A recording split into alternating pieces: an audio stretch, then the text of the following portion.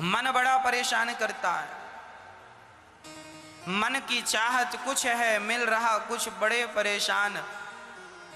ये मन के रोगी ही तो डिप्रेशन में जाते हैं। मन से बहुत उथल पुथल चल रही है, अरे भाई अब ये सब ठीक होगा, अब कोरोना चल रहा है, अब महाराज जी अच्छा होगा कि नहीं, मन में जब अच्छा होना होगा हो जाएगा। एक आदमी था, उसका कारोबार था, खुद ने उसने फैक्ट्री डाली, बड़ी मेहनत की और उसने अपने कारोबार को सफल बनाया।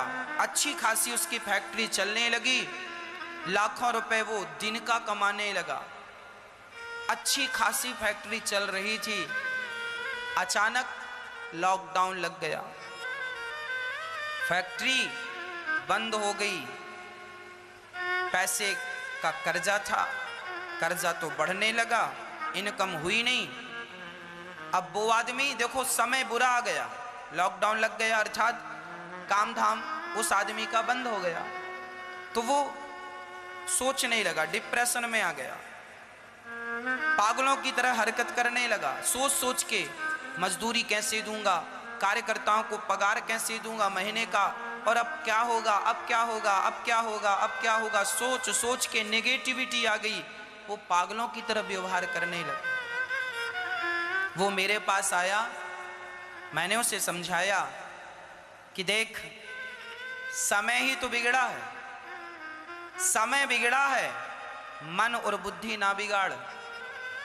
समय बिगड़ा है तो बन भी जाएगा, पर एक बार मन बिगड़ गया, एक बार बुद्धि बिगड़ गई तो फिर बनने को नहीं रही।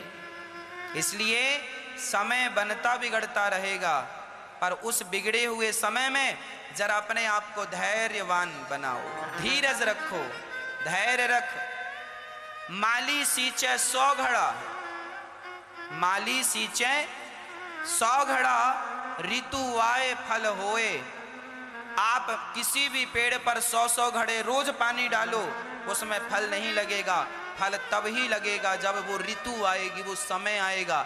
आम का मौसम जब आता है तभी आम के पेड़ पर फल लगते हैं, नहीं तो आप 100 घड़ा पानी रोज डालो, क्या उसमें फल लगेंगे? मेरी माँ, जैसे समय आने से आम में फल लगते हैं, समय आने में पपीता में फल लगते हैं, पपीते के पेड़ में, उसी तरह समय आने पर गेहूं होता है। समय आने पर, अभी बारिश आने वाली है या आ गई, अब पूरी भारत के किसान अब इस बारिश में ना गेहूं नहीं बोएंगे, क्या बोएंगे बोलो? चावल, धान। इस मौसम में गेहूं नहीं हो सकती साहब, हो सकती हो तो बताओ, नहीं ना। यदि इस मौसम में गेहूं नहीं हो सकती और गेहूं के मौसम में चावल नहीं हो सकता, मतलब प्रकृति ने, परमात्मा ने सबका अलग अलग मौसम बनाया है ना।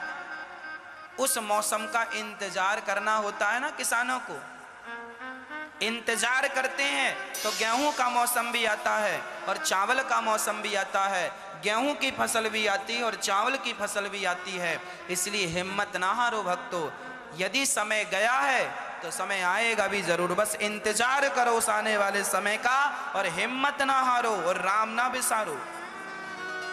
पॉजिटिव रहो, नेगेटिविटी ना ले आना, नेगेटिव ना हो जाना।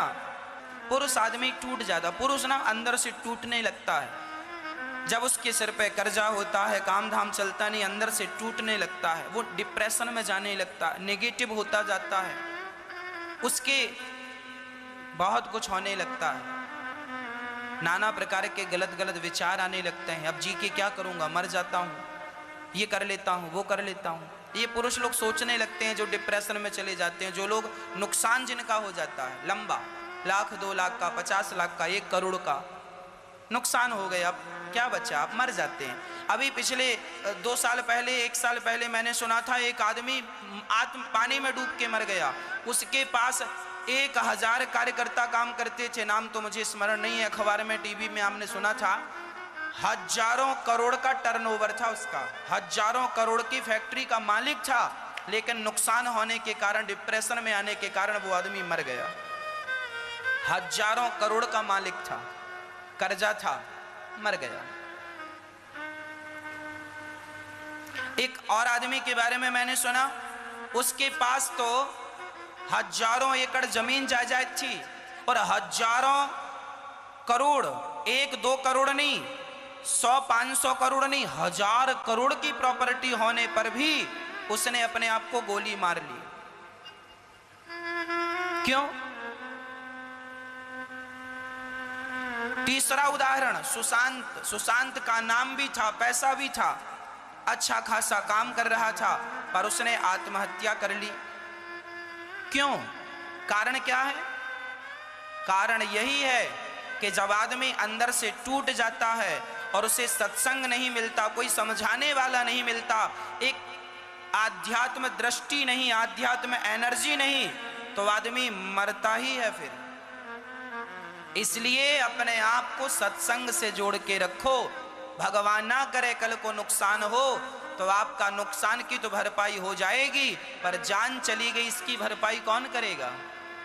इसलिए उस हाल में जब तुम्हारा नुकसान हो और जब तुम नेगेटिव हो, उस समय अपने आप को आध्यात्म से जोड़ के रखना।